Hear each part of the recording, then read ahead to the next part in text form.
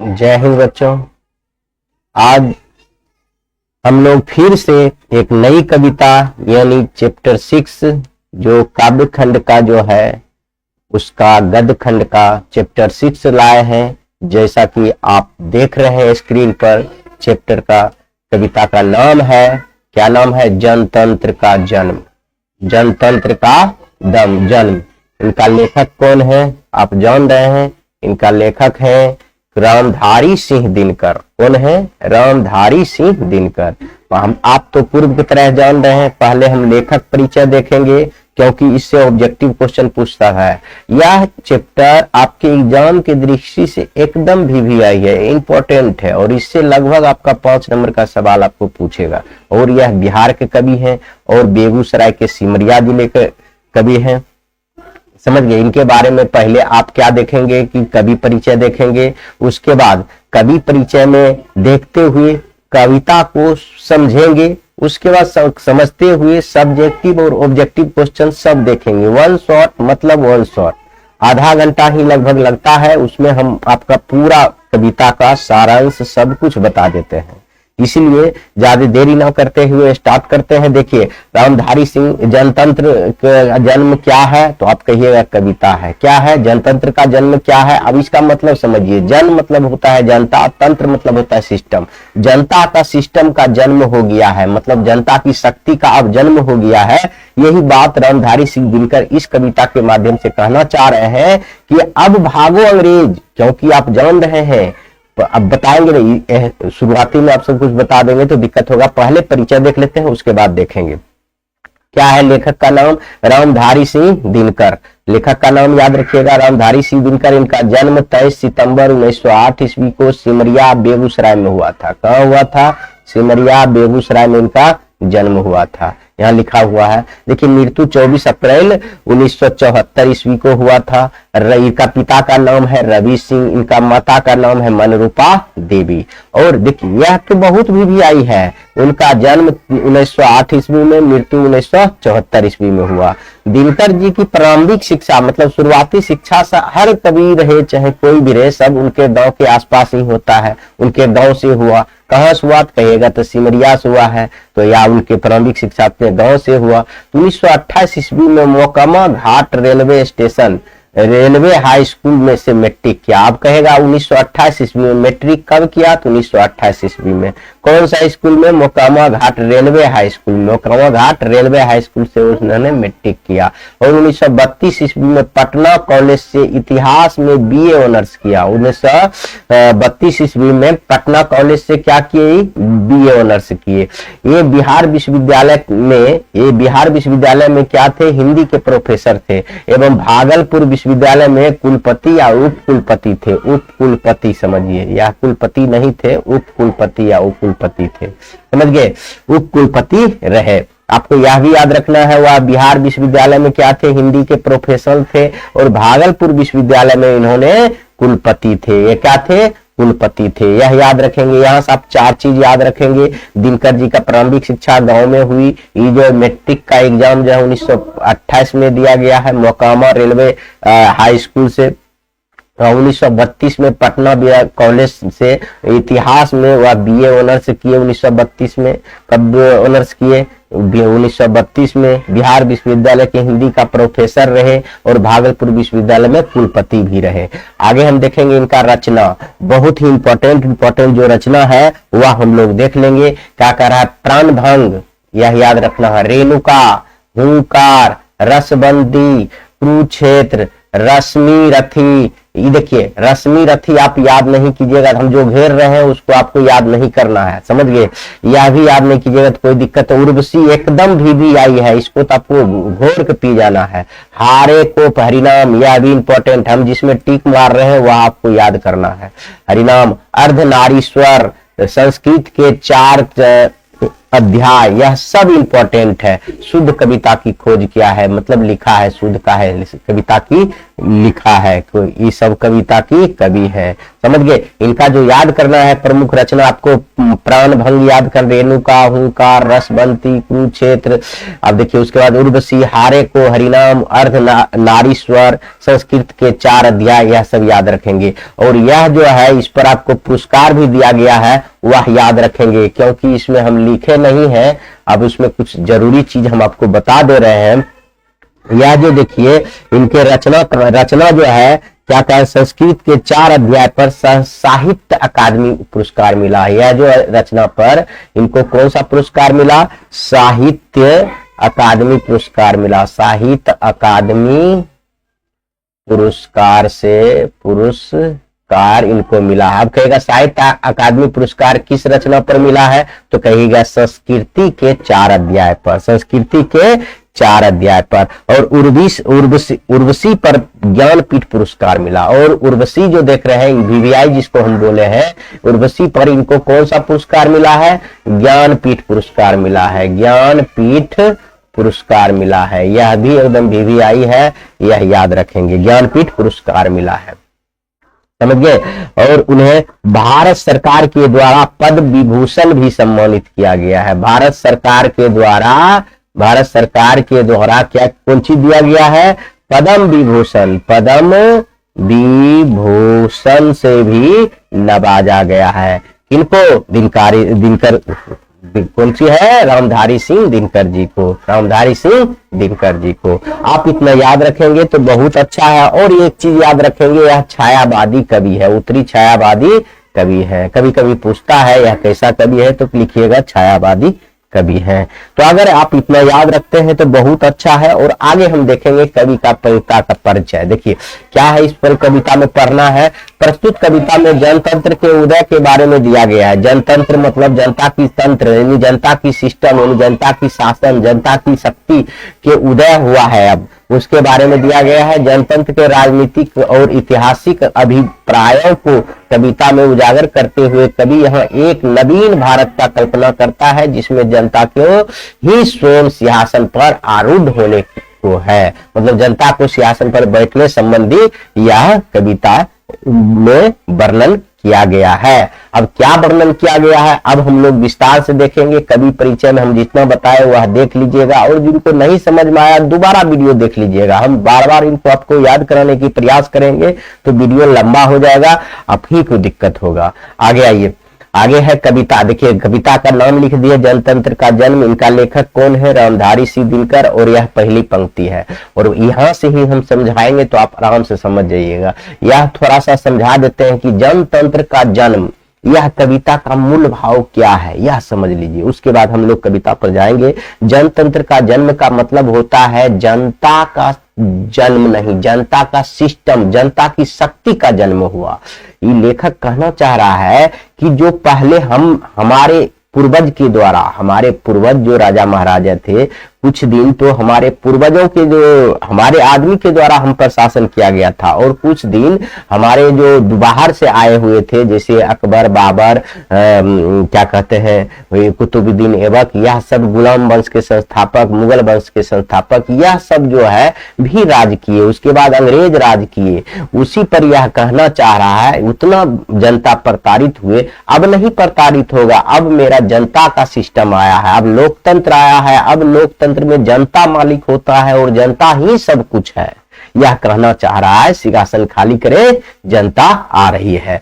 यही कविता का मूल भाव है कि यह जो हम जो सदियों से गुलाम में थे, कभी हम अपने आदमियों के द्वारा शासित थे, कभी दूसरे देश के से आए हुए लोगों के द्वारा शासित हुए, और उसके बाद अंग्रेज आ गए। ब्रिटिश सरकार जो है वह भी तो दूसरे देश से उससे शासित होते आ रहे हैं। इसीलिए कवि जी कहना चाह रहे हैं, दिनकर जी, कि अब जो है कुर्सी खाली करो, अब जनता का शक्ति आ गया है, जनता का तंत्र आ गया है, जनता का सिस्टम आ गया है, जनता अब बोलेगी। अब वही चीज इसमें वर्णन किया गया है। अब कविता स्टार्ट करते हैं देरी ना करते हुए। लिखा हुआ है पहला पंक्ति, सदियों की ठंडी बुझी राख, सदियों की ठंडी बुझी राख, शुभ बुगा उठी, क्या कह रही है, सदियों की ठंडी बुझी राग क्या हो गई है, सुगबुगा उठी। अब जो है यह सुगबुगोने लगी, जो ठंड पड़ गया था रात जो है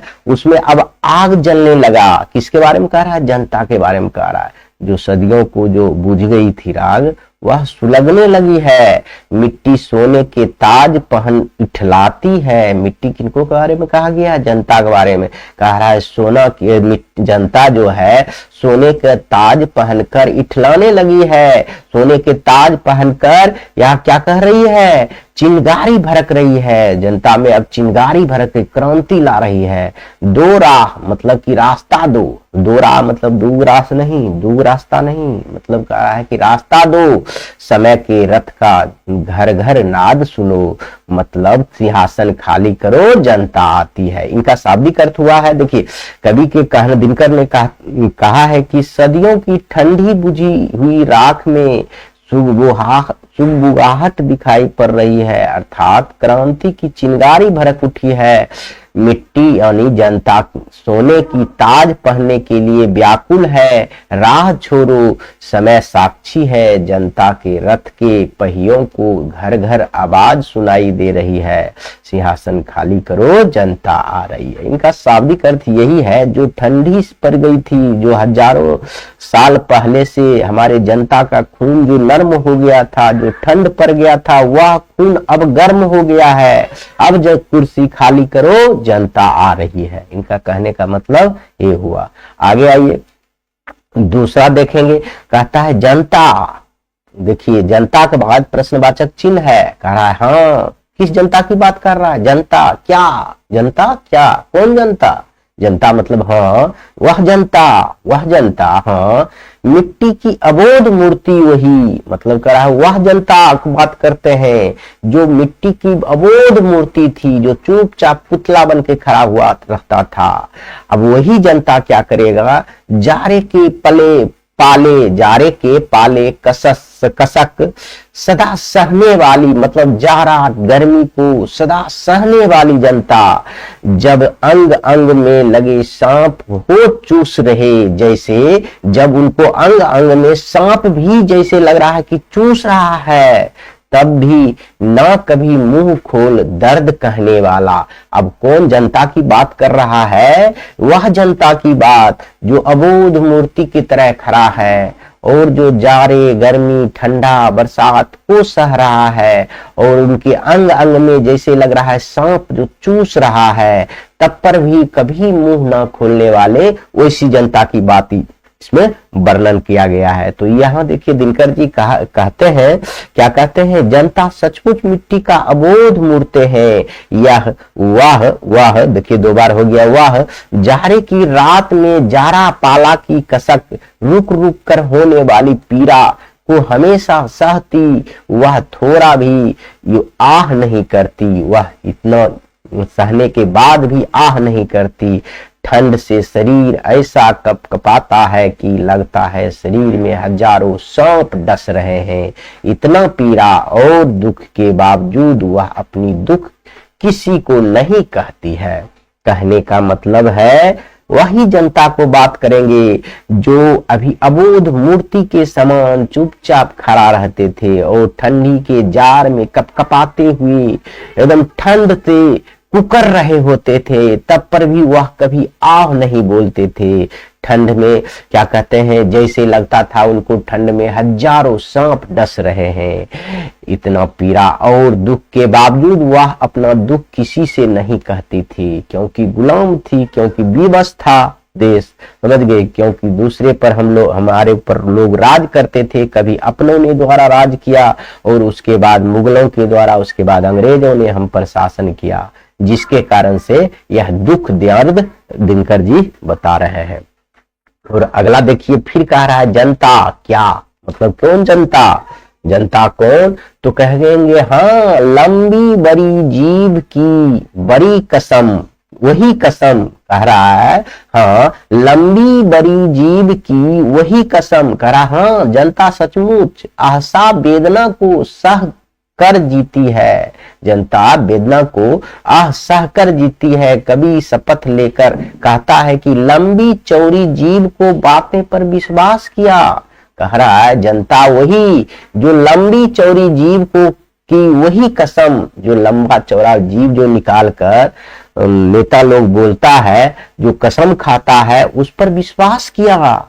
जनता सचमुच ही बड़ी वेदना सहती है, जनता सचमुच ही क्या कहती है, कष्ट सहती है। सो ठीक, मगर आखिर इस पर जनमत क्या है प्रश्न गूढ़, जनता इस पर क्या कहती है। ये जनता से पूछ रही है, जब इतना उस पर विश्वास कर लिए, उसके वेदना इतना है, तब पर भी यह जनता चुपचाप है, गूढ़ है। तो इसीलिए वो कहते हैं जनता का जनमत क्या है। जनमत मतलब होता है जनता का मन, जनता का विश्वास, जनता का इच्छा। जन मतलब जनता, मत मतलब उसका इच्छा। जनता का इच्छा क्या है, तो यह पंक्ति देखिए कवि जी के दिनकर जी कहते हैं कि जनता सचमुच असहाय वेदना को सह कर जीती है, फिर भी जीवन में उफ तक नहीं कहती है। कवि शपथ लेकर कहता है, लंबी चौड़ी जीभ भी बातें पर विश्वास किया जाए। जनता सचमुच बहुत ही पीड़ा सहती है। कवि कहता है, जनमत का सही अर्थ क्या है। कवि इस प्रश्न का उत्तर जानना चाहता है। यह प्रश्न बहुत ही गंभीर है। इनका मतलब यह हुआ। आगे आइए, मानो जनता हो फूल जिसे एहसास नहीं, जब चाहो तभी उतार सजा लो दोनों में, अथवा कोई दूध मुही जिसे बहलाने के जंतर मंतर सीमित हो चार खिलौने में। मतलब कह रहा है जनता फूल जिसे एहसास नहीं है, जनता फूल हो जिसे एहसास नहीं है कि जहां मन हो वहां सजा लो, और अथवा वह दूध पीता हुआ बच्चा नहीं है जिसे जो है दो चार खिलौने देकर उसको फुसला लो। अब फुसलाने के लिए जनता को प्रेम और सेवा करना होगा। अब जनता को चलाने के लिए, अब जनता को फुसलाने के लिए क्या करना होगा, प्रेम और सेवा करना होगा। तो देखिए इस पंक्ति का भावार्थ है कि समझने को कहा है। क्या समझने को कहा है, कवि ने जनता को फूल के समान देखने और समझने को कहा है। कवि कहता है कि जनता फूल नहीं है कि इसे जब चाहे तब सजा लो, या कोई दूध मुही बच्ची नहीं है इसे दो चार खिलौने देकर बहला लो। जनता की हृदय सेवा और प्रेम से जीता जा सकता है। अब कहेगा जनता कैसे जीता जा सकता है, कहिएगा प्रेम से जीता जा सकता है। आगे आइए, नहीं तो लंबा हो जाएगा। लेकिन होता भूडोल बंदर उठते हैं, जनता तब कोपाकुल हो भ्रिकुटी चढ़ाती है। दो राह समय के रथ का घर घर नाद सुनो, सिंहासन खाली करो जनता आती है। इस पंक्ति के द्वारा कवि कहना चाहती है कि जनता के पास अपार शक्ति है। अपास नहीं होगा, यहाँ अपार होगा। अपार शक्तियां होती है। जनता जब हुंकार भरती है तो भूकंप आ जाता है, बवंडर उठ खड़ा होता है। जनता के हुंकार के सामने कोई टिक नहीं सकता, जनता की राह को कोई रोक नहीं सकता। सुनो, जनता रथ पर सवार होकर आ रही है, उसकी राह को छोड़ दो और सिंहासन खाली करो, क्योंकि जनता आ रही है। मतलब कह रहा है जनता अब भूकंप बन गई है, जनता के पास इतना शक्ति हो गई है, क्योंकि अब लोकतंत्र स्थापना होने वाला है। किस समय की बात है, 1940 से 1950 के बीच में। 1947 में मेरा देश आजाद हो गया था, उसी समय कविता लिखा गया है। इसलिए यह कहा जा रहा है कि अब कुर्सी खाली करो, जनता आ रही है। आगे आइए, कारा हुंकारों से महलों की नींव उखड़ जाती, सांसों के बल से ताज हवा में उड़ता है। जनता की रोको राह, समय में ताब कहाँ, जिधर चाहती काल उधर ही मूर्ति है। अब ज्यादा नाम लेट करते हुए जल्दी जल्दी बता दे रहे हैं, नहीं तो बहुत लंबा वीडियो हो जाएगा। जनता की हुंकार से, जनता की ललकार से महलों की नींव उखड़ जाती है। जनता की सांसों के बल से राज मुकुट हवा में उड़ते हैं। समय में यह शक्ति नहीं है जो जनता की राह को रोक सके। जनता जैसी चाहती है, समय भी वैसे ही करवट लेती है। कह रहा है जनता को अब इतना शक्ति हो गई है, किसी जनता को रोक नहीं सकता है, चाहे कोई भी हो। समझ गए। आगे आइए, और उम्मीद करता हूँ चार स्लाइड और है, बहुत जल्द खत्म कर दें। कह रहा है आपदों शताब्दियों सशस्त्र का अंधकार बिता गवाह अंबर के दह के आते हैं, यह और नहीं कोई जनता के स्वप्न अजय, चीरते तिमीर का वक्ष उमरते जाते हैं। कहने का तात्पर्य है अब्दों मतलब वर्षों, शताब्दियों मतलब 100 वर्षों, सैकड़ों वर्षों से, देखिए यही लिखा हुआ है, वर्षों, सैकड़ों वर्षों से, हजारों वर्षों से अंधकारमयी समय बीत गया, यह जनता के स्वप्न है जो अंधकार को चीरते हुए धरा पर उतर रहा है। मतलब अब जो है जनता जो है वह स्वप्न को चीरते हुए, अंधकार को चीरते हुए रोशनी की ओर बढ़ रहा है। इनका कहने का मतलब ये हो। आप खाली हिंदी में समझ लीजिएगा तो इतना ही काफी है, क्योंकि आपको हिंदी में ही परीक्षा देना है, परीक्षा में लिखना है सब्जेक्टिव जो लघु उत्तरीय रहता है। चाहे आपको दीर्घ उत्तरीय भी रहेगा तो शब्दार्थ लिखने के लिए तो लिख सकते हैं, जैसे यही लाइन दे दिया, सबसे विराट जनतंत्र जगत का आ पहुंचा, सबसे विराट जनतंत्र जगत का होगा मतलब सबसे बड़ा जनतंत्र लोकतंत्र आ पहुंचा, 33 कोटि हित सिंहासन तैयार करो, अभिषेक आज राजा का नहीं प्रजा का है, 33 कोटि जनता के सिर पर मुकुट धरो।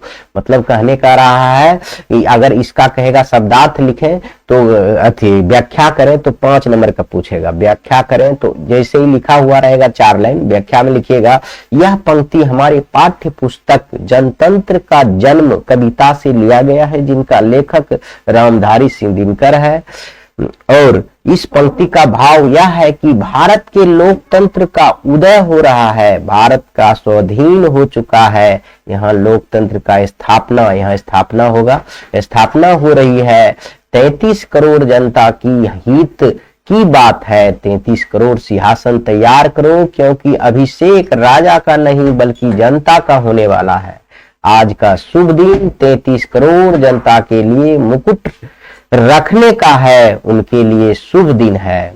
और अगला देखिए, कह रहा है आरती लिए तुम किसे ढूंढता है मूर्ख, मतलब कह रहा है आरती तुम लेकर किसको ढूंढ रहा है मूर्ख तू, मंदिरों में, राजप्रसादों में, तहखानों में, यानी मंदिर मस्जिद में आरती लेकर किसको ढूंढ रहा है तू, देवता कहीं सड़कों पर गिट्टी तोड़ रहे हैं, देवता कहाँ है, वह तो सड़क पर गिट्टी तोड़ रहे हैं, मंदिर में और मस्जिद में नहीं है, देवता मिलेंगे खेतों और कल्याणों में। मतलब उनके कहने का मतलब है कवि के, आप कहाँ आरती लेकर मूर्ख घूम रहे हो देवता को खोजने के लिए, देवता तो सड़क पर जो मजदूर है वो है, जो किसान खेती में काम कर रहा है वो है देवता। इसका मतलब यही हुआ। आगे आइए, फावरे और हल राजदंड बनने को है, मतलब कि कुदाल और हल, देखिए फावरे मतलब कुदाल और हल राजदंड बनने के को है,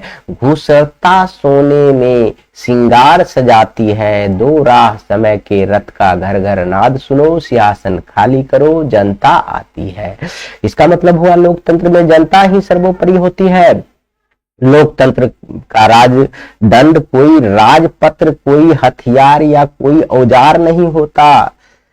सॉरी, लोकतंत्र का मूल राजदंड जनता का हल और कुदाल है। कहेगा लोकतंत्र का राजदंड क्या है तो कहिएगा हल और कुदाल है, क्योंकि ऑब्जेक्टिव क्वेश्चन में पूछा जाता है।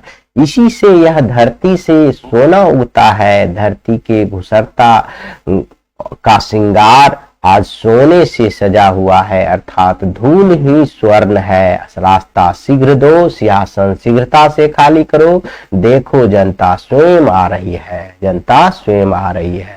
इसी के साथ जो आपका कविता का सारा पंक्ति समाप्त हो गया। अब हम लोग 2 नंबर का सवाल यानी लघु उत्तरीय पढ़ेंगे, उसके बाद ऑब्जेक्टिव पढ़ेंगे, उसके बाद यह समाप्त कर देंगे। बहुत ही छोटा वीडियो में आपका पूरा बताने की कोशिश कर रहे हैं, इसलिए थोड़ा जो है स्पीड में बोलना पड़ रहा है, और क्या कहते हैं परीक्षा नजदीक है, ज्यादा कुछ पढ़ना है, इसलिए भी हम ऐसा कर रहे हैं। तो देखिए पहला सवाल है आपका, कवि की दृष्टि में आज देवता कौन है, तो आप कहेंगे मजदूर लोग और किसान लोग। देखिए लिखा हुआ है मजदूर लोग और किसान लोग। आप लोग स्क्रीनशॉट करके इसको फोटो खींच लेंगे और पढ़ लेंगे, बहुत वीडियो रोक के पढ़ लेंगे, बहुत आसान शब्दों में लिखा गया है। आगे है कवि के दृष्टि में समय के रथ का घर घर नाद क्या है, स्पष्ट करें। या पूछेगा दिनकर की दृष्टि में समय के रथ का घर घर नाद क्या है, स्पष्ट करें। तो लिखिएगा कवि ने सदियों से राजतंत्र का शासित जनता को जागृत करने को उजागर करते हुए समय के चक्र को और लोगों को ध्यान आकृष्ट किया है। राज सिंहासन पर प्रजा आरूढ़ होने जा रही है। समय की पुकार ही क्रांति के शंखनाद के रूप में रथ का घर घर नाद है। समझ गए। अगला क्वेश्चन आइए, कवि के जनता के दूध मुही क्यों कहा गया है। कहा सिंहासन पर आरूढ़ रहने वाले राजनेताओं को दृष्टि में जनता फूल या दूध मुही बच्ची का तरह नहीं है, जो रोती हुई दूध मुही बच्ची को शांत रखने के लिए सामने खिलौना दे दो, वह शांत हो जाएगा। उसी प्रकार रोती हुई जनता को खुश करने के लिए कुछ प्रलोभन दिए जाते हैं। मतलब कह रहा है प्रलोभन देने से अब नहीं मानेगा जनता, अब जो है यह अपना लोकतंत्र स्थापित करके छोड़ेगा। यह हुआ कविता का। अगला है क्वेश्चन आंसर, कवि जनता के स्वप्न का किस तरह का चित्र खींचा है। भारत की जनता सदियों से युगों युगों से राजा के अधीन रही है, लेकिन कवियों ने कहा है कि चिरकाल से अंधकार में रह रही जनता राजतंत्र के उखाड़ फेंकने में स्वप्न देख रही है। राजतंत्र समाप्त होना होगा, राजतंत्र कायम होगा, राजा नहीं बल्कि प्रजा का राज करेगी। अगला क्वेश्चन देखिए, देवता मिलेंगे खेतों में खलिहानों में पंक्ति का माध्यम से कवि किस देवताओं को बात कर रही है और क्यों। कवि कहना चाह रहा है देवी देवताओं आपको मंदिर में नहीं मिलेगा, कहाँ मिलेगा, रोड पर मिलेगा। जो पत्थर तोड़ रहा है, जो खेत में काम कर रहा है, जो क्या कर रहा है, जो मजदूरी किसान जो है वो उनको देवता बताया गया। और उनको पढ़ के आप स्क्रीनशॉट खींच के लिख सकते हैं। और अगला ये कहता है, यह अंतिम क्वेश्चन होगा। हाँ, तो कवि के अनुसार किन लोगों को दृष्टि में जनता फूल या दूध मुही बच्ची की तरह है और क्यों। कवि क्या कहकर उनका प्रतिवाद करता है। अंग्रेजी सरकार भी शासन की जनता का अबोध समझकर होगा। ये क्या होगा, समझकर, अबोध समझकर कुछ प्रलोभन देकर राज सुख में लिप्त है। वह समझती है कि जनता फूल और दूधमुही बच्ची है, जो उसे एक खिलौना देकर हम उसको समझा देंगे, लेकिन अब जनता समझने वाली नहीं है। कवि के द्वारा यह प्रकट किया गया है। और उसी के साथ ऑब्जेक्टिव क्वेश्चन देख लेते हैं, उसके बाद समाप्त करेंगे। और पहला क्वेश्चन है कि उर्वशी किसकी कीर्ति है। तो अभी हम किसका कीर्ति पढ़ रहे हैं, दिनकर जी का कीर्ति पढ़ रहे हैं। देखिए दिनकर की साहित्य अकादमी पुरस्कार किस कीर्ति पर मिला है, ये आपको हम बता चुके हैं। साहित्य अकादमी पुरस्कार किस पर मिला है, संस्कृत के 4 अध्याय पर, संस्कृत के 4 अध्याय पर। दिनकर की ज्ञानपीठ पुरस्कार किस रचना पर मिला है, तो ज्ञानपीठ पुरस्कार किस रचना पर मिला है, तो यहाँ तो आपका है ये नहीं है। अब समझिए, ज्ञानपीठ पुरस्कार हम आपको बताए थे, ऑप्शन गलत है। हम आपको बताए थे ज्ञानपीठ पुरस्कार, देखिए हम लिखे थे ज्ञानपीठ पुरस्कार किस पर मिला है, उर्वशी पर, तो ऑप्शन गलत है। यह ऑप्शन आप लोग देख लेंगे, समझ गए। और अगला क्वेश्चन देखिए, यहाँ उर्वशी एक होना चाहिए, क्या होना चाहिए, उर्वशी होना चाहिए। ठीक है, आगे आइए। दिनकर ने कविता में जनतंत्र का जन्म शीर्षक में दूधमुही शब्द का प्रयोग किसके लिए किया गया है, तो दूधमुही शब्द का प्रयोग जनता के लिए किया गया है, समझ गए, लोभन के लिए। दिनकर किस विद्यालय के उपकुलपति थे, तो भागलपुर विश्वविद्यालय के क्या थे, उपकुलपति थे। आप सब लोग आप याद कर चुके हैं। जनतंत्र में कवि के अनुसार राजदंड का क्या है, राजदंड क्या है, कुदाल और फावरे, कहाँ है, फावरे और हल हो गया। कवि के अनुसार जनतंत्र के देवता कौन है, जनतंत्र के देवता कौन है, किसान और मजदूर हैं, बहुत आसान है। भारत सरकार ने दिनकर को कौन सा अलंकृत प्रदान किया है, पद्म विभूषण किया है, हम आपको शुरू में ही बता दिए हैं। आगे आइए, दिनकर की प्रमुख काव्य कृति है, क्या है प्रमुख, ये सभी है, यह सभी है, आप याद रखिएगा। दिनकर की गद्य कृति है, तो इसमें देखिएगा यह भी सभी है, नहीं, यह अर्धनारी दिनकर की डायरी। गद्य कीर्ति की बात करें, अगर दिनकर की गद्य कीर्ति की बात करें अगर हम, तो इसमें से हम सभी कहेंगे, यह भी है, यह भी है, यह भी, इसमें से सभी होगा। इसी के साथ वीडियो समाप्त करता हूं, क्योंकि अगर ज्यादा ऑब्जेक्टिव क्वेश्चन बताएंगे तो आपको लंबा हो जाएगा। आप लोग जितना हम बताए हैं एक बार और वीडियो देख लीजिएगा, तो हम ऑब्जेक्टिव नहीं भी बताए हैं तो आपको जाकर सारा क्वेश्चन बन जाएगा। ऐसा नहीं है कि आपको नहीं बनेगा। इसी के साथ वीडियो समाप्त करता हूं। जय हिंद।